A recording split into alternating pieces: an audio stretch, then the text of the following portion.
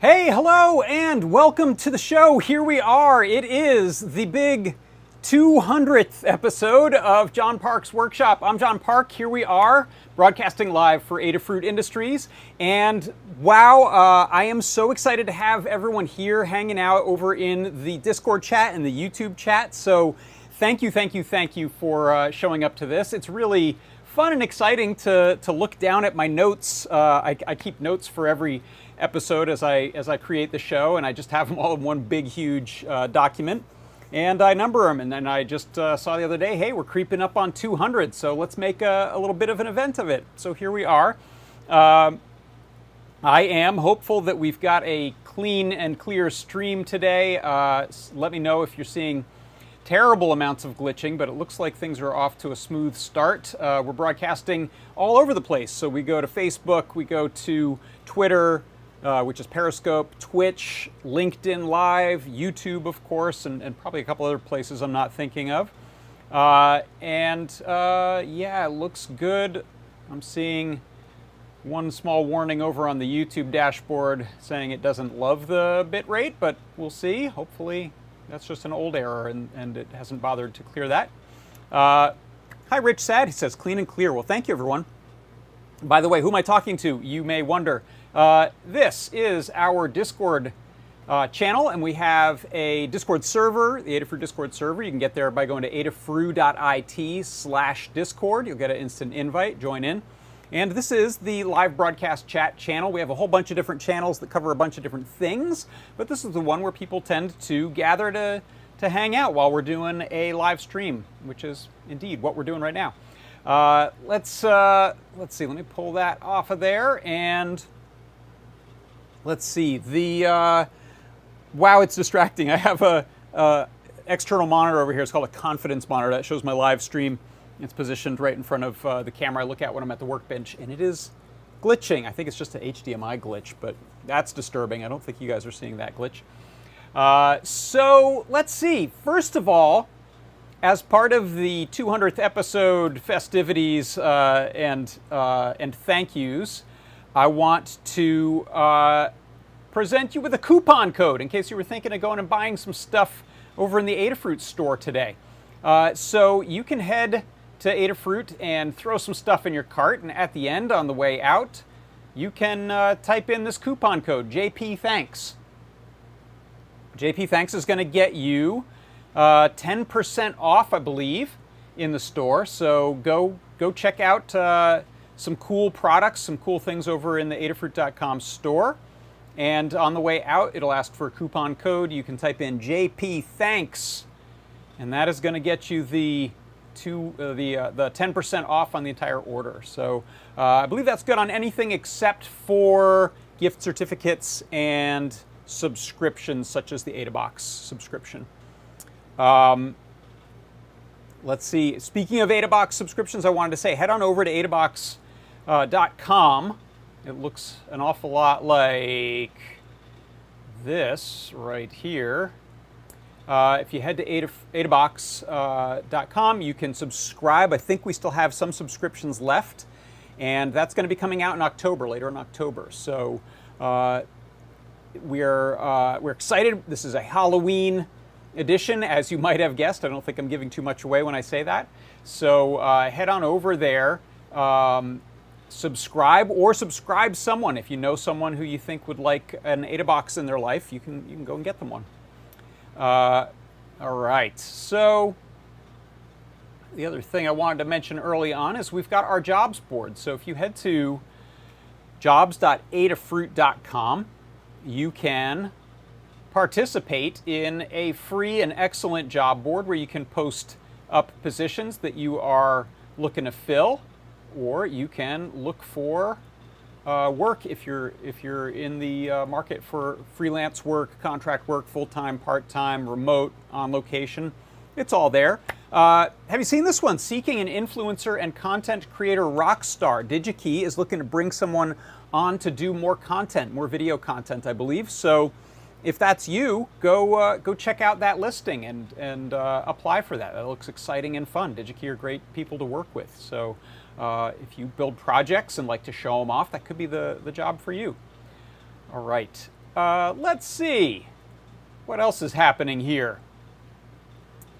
Let me turn our attention to my product pick of the week this week. So I do a show on Tuesdays. It's called JP's Product Pick of the Week. And every week I highlight a product from the Adafruit store, show it off, play around with it, get excited about it, hopefully get you excited about it. And this week I did the Braincraft hat for Raspberry Pi. The show is normally around 20 minutes, give or take. And during the show, you get a 50% off discount on most of the products. This week, it was a 50%, whopping 50% off on the Braincraft hat, which is perfect if you're interested in doing machine learning types of things. And then I make a 1-minute little recap video of that, which I will show you right now. Check it out.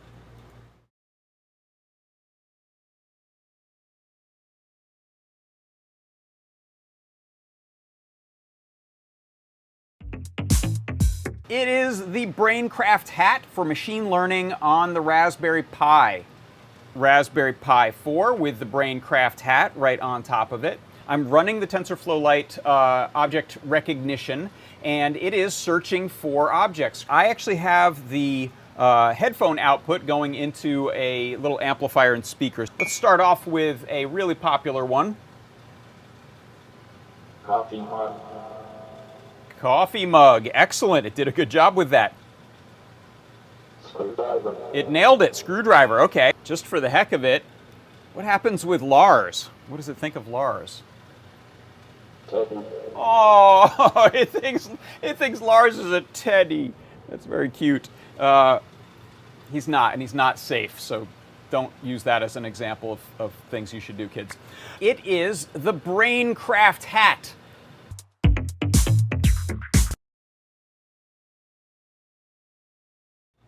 All right, yeah, so go check that one out.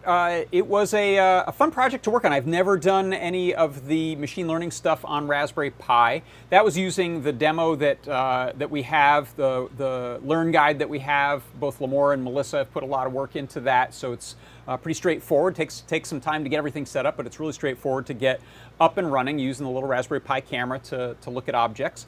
You can train it yourself. So that's a level I haven't gone, but you could train it on, let's say, lots and lots of different creepy stuffed animals, and then it might be able to actually distinguish our good friend Lars from your average everyday teddy bear.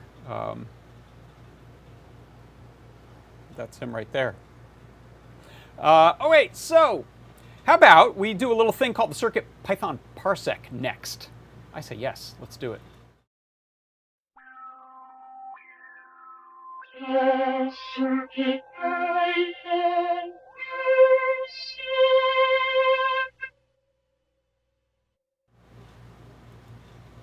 So this is a really simple one today. For the CircuitPython Parsec, what I wanted to do was show you how to constrain range of numbers to a minimum and a maximum that's useful to you. What I have here is a Circuit Playground Express with a potentiometer hooked up as an analog input, so it's being read on pin A2 here, and it's got power and ground. Basically acts as a voltage divider. If you look at the code, I'm importing the things that matter here, the board, so I get pin definitions, and analog I/O. I actually don't need time in there. I was using that earlier. I'm not now.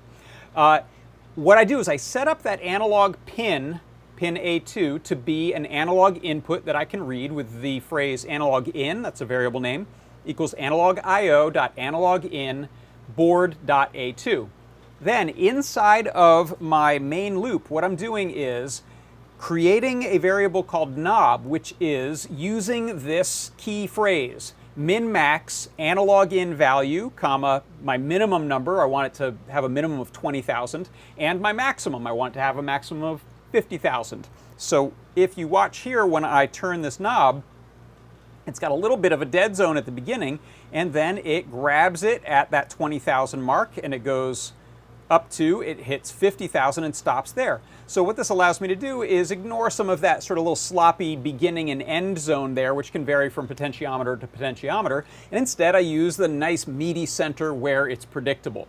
And so that is how you can constrain a set of values using min-max inside of CircuitPython.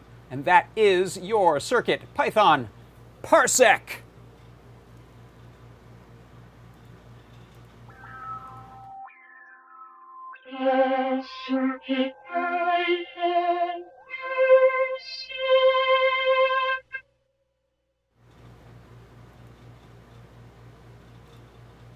All right. By the way, I had a question in the chat or on the side there. Someone asked, are you running at 1080p in this stream? Isn't it normally 720p?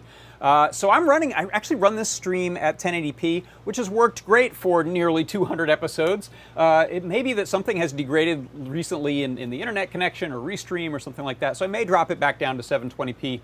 Which is what I had to do on the Tuesday show.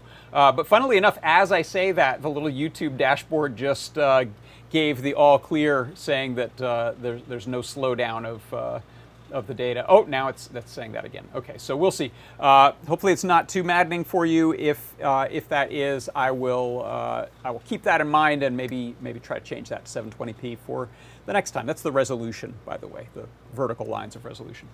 All right, let's see. Next up, what's happening here? Okay, what did I want to do? Oh, you know, here, before I forget this, I'm going to remind you again that this coupon code, JPThanks, will get you 10% off in the store, and that's kind of a segue for me to jump into some thanks, and that's just because I didn't want to forget later. So, I will not thank 200 people or entities, but I did want to thank, first of all, you, the audience and the community of Adafruit, the people who hang out in our chat and our Discord, as well as everyone who is involved in our open source projects, such as CircuitPython in particular, libraries that we have, as well as people who are part of the greater community of creating and sharing these projects, as well as Learn Guide authors, bloggers, and people who are involved. It is a huge part of this, one of the really exciting parts of this for all of us, I think, is the sense of community that we have with it. So we're really appreciative, and I want to thank you. And it's what makes it possible for me to keep these lights on and do this show week after week.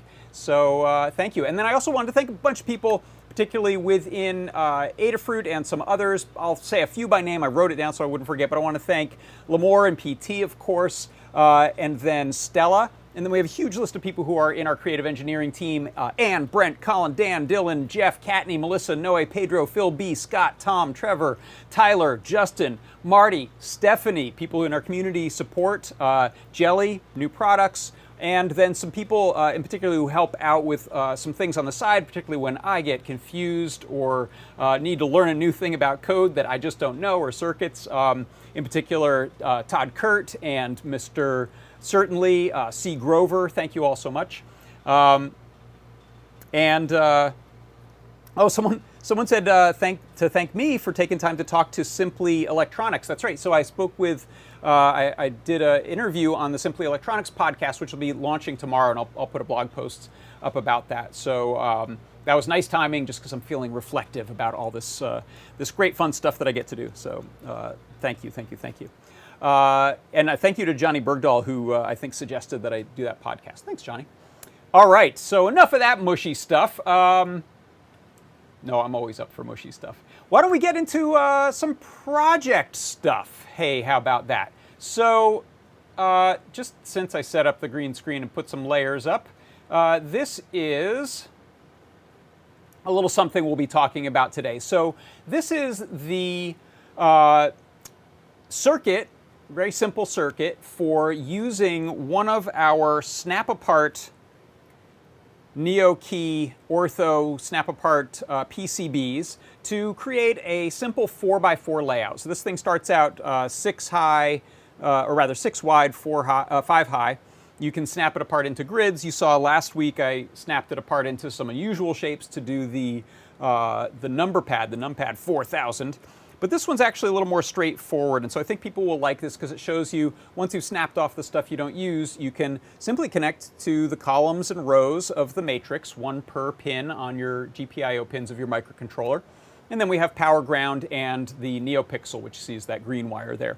So with that layout, the reason I did a 4x4 layout is because of this. Let me pull a cable over here. This really gorgeous aluminum case for mechanical keyboards. So you can see, oh, I've got some knockout happening there from the green screen. You can see we've got this case that has a nice polycarbonate frosted bottom. It has a little metal kickstand there for setting it at an angle on your desk, and a little slot there for USB to plug into. And I've got keys and keycaps there. In fact, let me pull this up. There's a nice picture of this up on the Adafruit site. Let me switch over to this view here. It is called the 4x4 Key Deluxe Aluminum Keypad Shell Enclosure. What a name. If you take a look at that, what it has is the key plate for snapping in your mechanical key switches, and then you could use any 4x4 PCB that fits in there. We're using one with the hot swap sockets, so those little sockets allow you to put different key switches in there, and they'll snap into that key plate on the top. And then there is a tiny little bit of room underneath. Here you can see it with some key switches, or keycaps rather, on top. The bottom actually has that's a peel off that you get, so it's a bonus gift. If you like peeling off a little protective film, you get to do that. So one of the cool things about this project is that there's just enough room to fit a small microcontroller such as the QT Py that I have in here. I'm using a QT Py M0, but you could also do QT Py RP2040. I think that would just fit. Should be able to fit an itsy bitsy RP2040 as well. And with either of those RP2040s, you should be able to use CircuitPython. The M0 QT Py is a little too small to actually run some of the keypad things and HID things that we want to fit on there in this particular project. You might be able to really optimize things and get that to work. But I opted to use, on Lamore's suggestion, said, hey, why don't you do this in Arduino? So I did. So this is actually a nice opportunity to go back and use Arduino keypad library, which is really also very nice.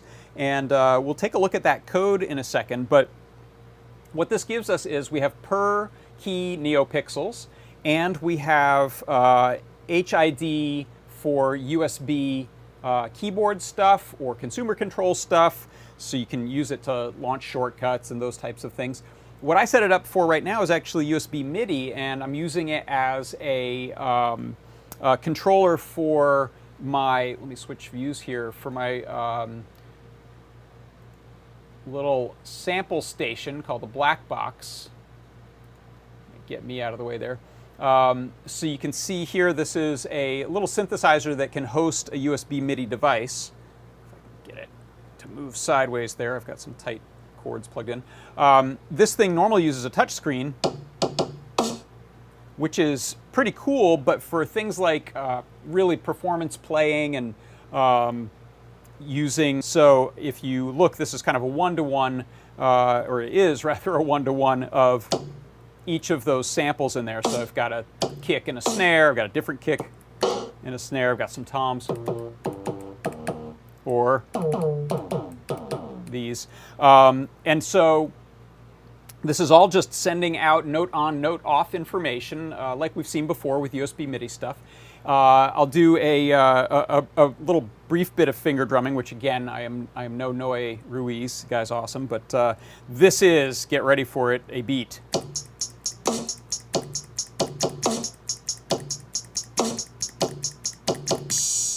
I should stop there because that was largely in time. So I've put on a little closed hat, open hat, some snare-ish or crash-ish thing, a little cowbell, and hand clap, and a little clave kind of sound. So you can also launch little sequences on this, which I've actually done before, and I'll point you, if you're interested in this sort of stuff, I'll point you to a Git repository that I set up for this. Let's go here for a second. So This is under my GitHub, so it's at J. Edgar Park, and if you just look in there, I don't have that much code. This is the Neo Trellis Black Box Triggers project, and I originally did this on both the Neo Trellis M4, which basically gives us both functions, the pad playing and the sequence launching, and then I also did it on a 4x4 Neo Trellis driver board, which is, again, at boot up you can pick which thing it's going to do. So I may make this work in that way. But I'm excited about this because it allows me to have a version for Arduino as well as CircuitPython. The Neo Trellis stuff was on CircuitPython. And to get it onto mechanical key switches. You may be able to hear a little click as I'm pressing. It's because I used these Box Jade super clicky switches. If that feels good, great. You might want tactile switches like the MX Browns, or you might just want linears like black or red.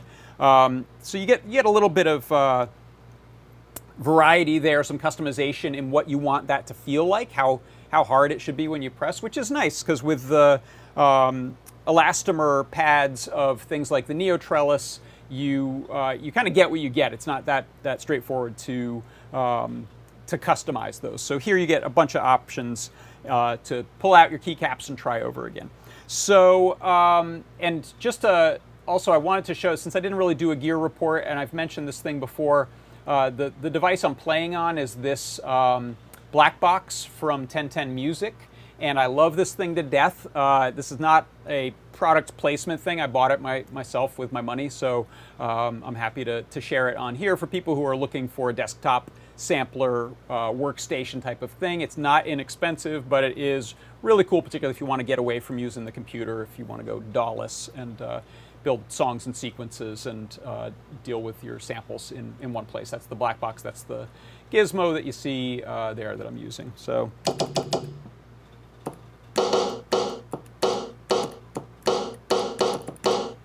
It's fun. All right, so now since we're digging into this project a little bit, what I want to do is I want to head over to the Workbench and show you the guts of this thing, because there's an interesting problem to solve, which is with that socketed PCB that we have there, we've eaten up about 1 millimeter or so of room, and there's not a lot of room in here. So in order to fit things like the QT Py, the wiring, and the USB connection into there, I had to get a little bit creative with some pretty cool Adafruit products. In fact, I want to show these before I go further. So let me bring back the web page, and I'll show you what product this is. What are these called? The DIY USB connectors. Okay, so let me bring this up here. So if you go to Adafruit, type in DIY USB.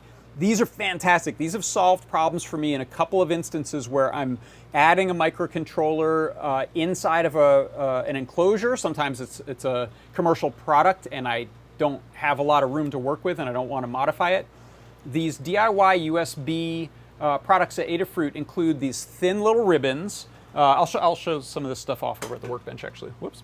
And they, wait, I just want to swap out this view for this one here real quick. And whoops. Hey now, who's that? There we go. So we get thin little ribbons that connect into these connectors, and then you can use things like this micro B jack.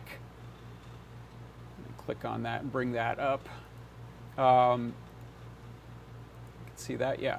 So this is real thin, in line with the board using that ribbon cable, and then we can extend USB. So it's a way to make a really thin USB extender without using like a big honkin' one that's sort of a panel mount one. So we have those in the jack and plug for USB micro B. We have them for mini, and then we have these are really useful for some cases. These right angle ones. There's right angle up and right angle down, which let you kind of change the direction of where things can sit. But for this project, these straight ones really saved the day for me. So let's head over to the Workbench, and I'll show you how that all came together. So let's do a little thing like that.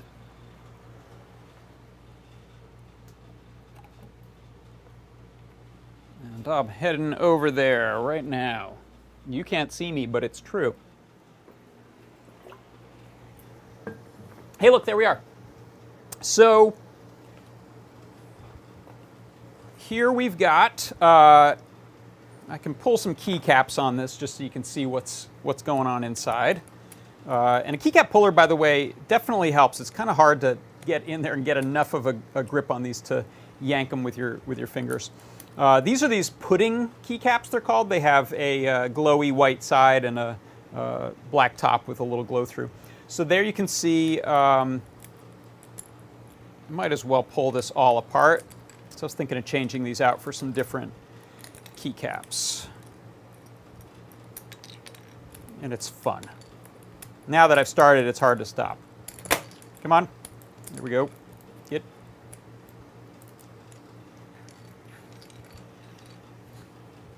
Zoom in for you a bit. There we go. So this has a nice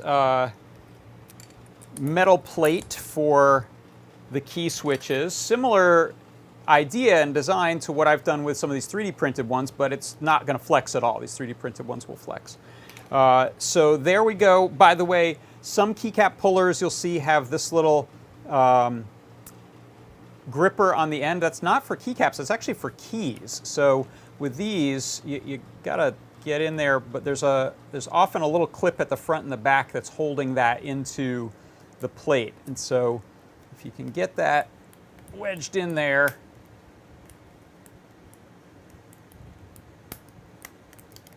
that's how you can pull those out to swap them for other ones. It's pretty tricky to get these out by hand otherwise. So that's a pretty good gripper for it. And it's plastic, so you're less likely to mar things and scratch things up. But we don't need to actually pull these off to do what we're going to do here. I'm going to unscrew this, if I can unloose my screwdriver. There's one. So this little case has these 4 Phillips screws in the corner that go over this nicely countersunk hole having polycarbonate cover, which, as you saw earlier, allows you to see the glow through of some of those neopixels. And that actually goes through 2 layers. So we have this polycarbonate cover, which you can see it's a little frosted, which is nice. And then there's this whole kickstand part, or rather, I'm sorry, no, the kickstand is integrated. This metal cover here. And of course, all of this stuff is optional. You could make a different bottom for this. You could probably go with just this one here if you want. You could use standoffs and make a bigger space for yourself or 3D print something. So you have a lot of options there. But using the stock stuff, I wanted to see if I could get that to work. And so now what you see in here, oh, sorry, I know I'm covering that with that. And oh boy, this camera is shaking because the AC. You know what, I'm going to stop that for a little bit here. And hopefully my equipment and I won't overheat. We'll see. So that camera should steady in a second here since it's not being blown on. So here you can see what I've got in silicon wiring. And I may try to neaten these up with a little bit of heat shrink or something on the final one. I think I'll be doing some rebuilding of this for the Learn Guide.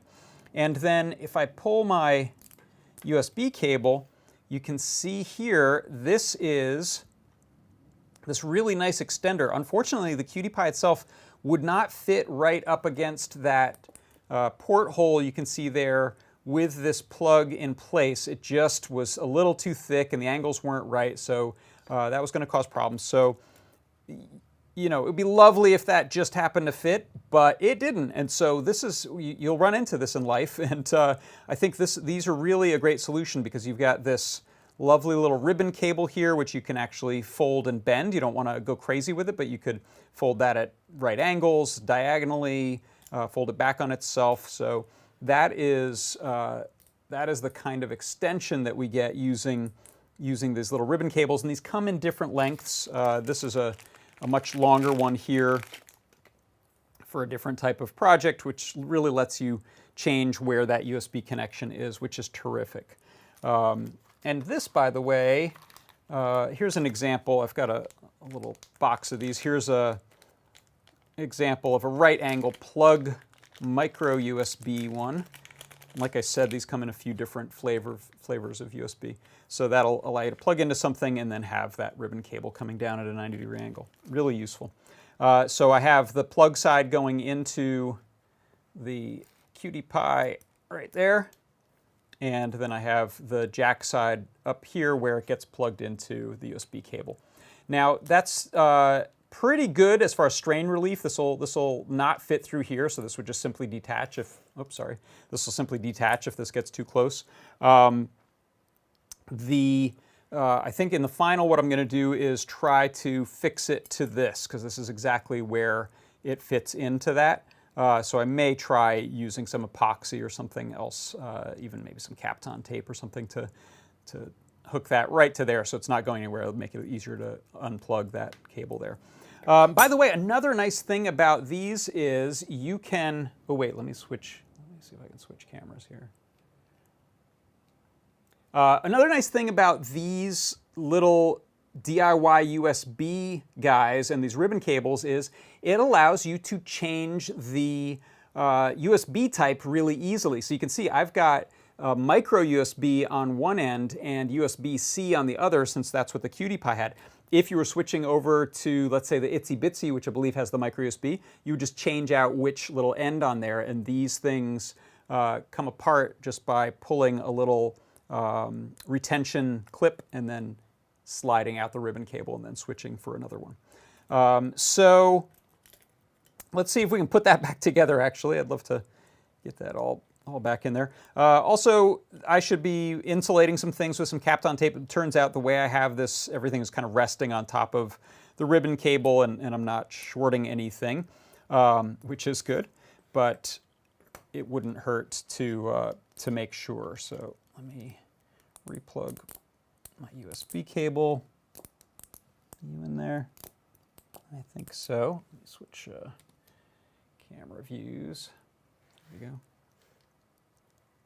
Got to sweep those off to the side too. So yeah, getting a little bit of heat shrink around those to keep them put would be a good idea.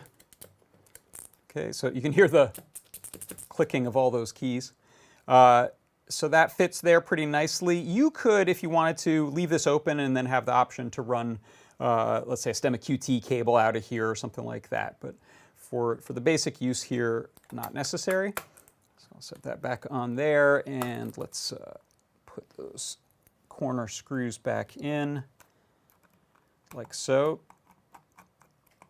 So this is really, it's fun to make your own 3D printed cases for these keyboard projects or to layer up some acrylic, but it's hard to deny that a milled aluminum enclosure like this is really nice. I think it's milled. It lends a lot of heft and weight to it. This is sturdy as heck. I'm not going to break this dropping it, which, as I've mentioned before, I happen to do that a lot with my 3D printed stuff. They tend to crack when I drop them. This also, the case comes with some rubber feet, little bumper feet to put on here so it doesn't slide around. I just haven't put those on yet, so it's a little slidey. And let's drop that key back on there. It's ready to go. I'm not going to add the keycaps back. I'll just bring this back over to here. And since we're done with this camera for now, I'm going to put the AC back on.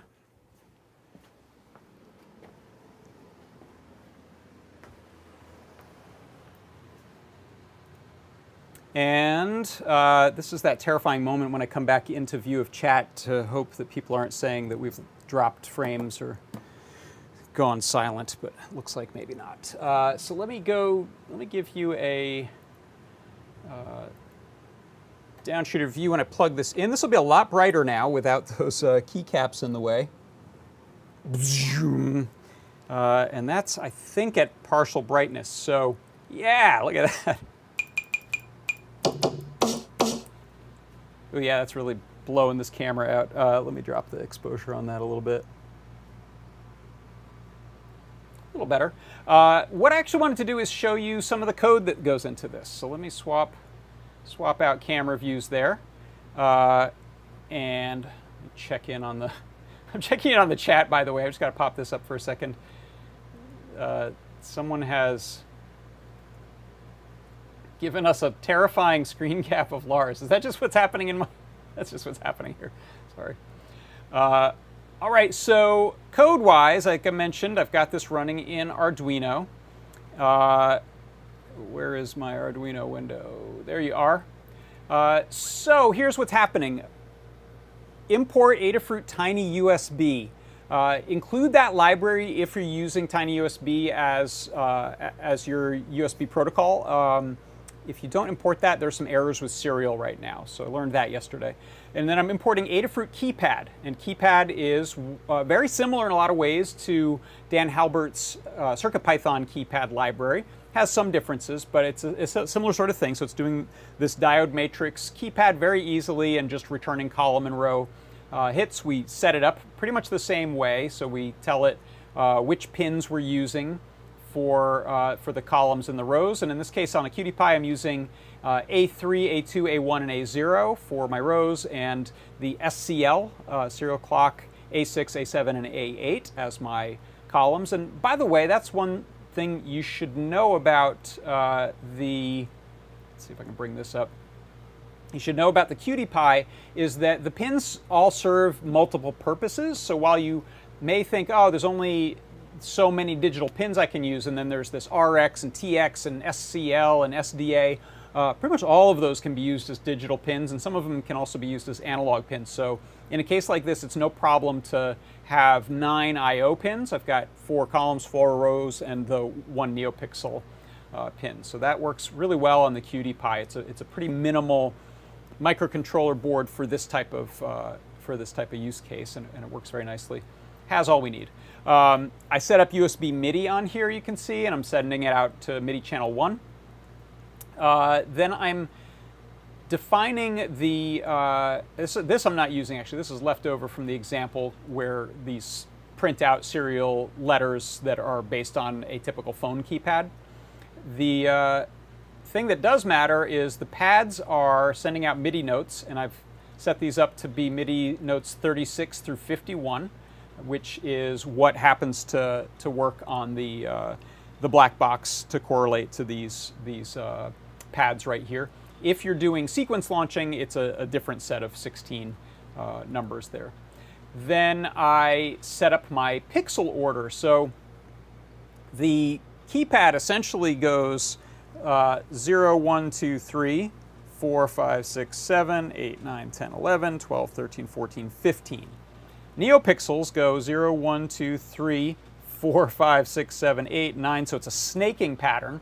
So at first, if you forget this, like I did, and you just set it up to say, hey, whichever matrix pin key I've pressed down, light up that NeoPixel, the first row looks great, and then you press the first button of the second row, and the last one lights up. So every other row is backwards. So this fixes that by saying my order is 0, 1, 2, 3, 7, 6, 5, 4, 8, 9, 10, 11, 15, 14, 13, 12. Then we're setting up the keypad object. So that's this line here. It says Adafruit Keypad Custom Keypad. That's the name of the object.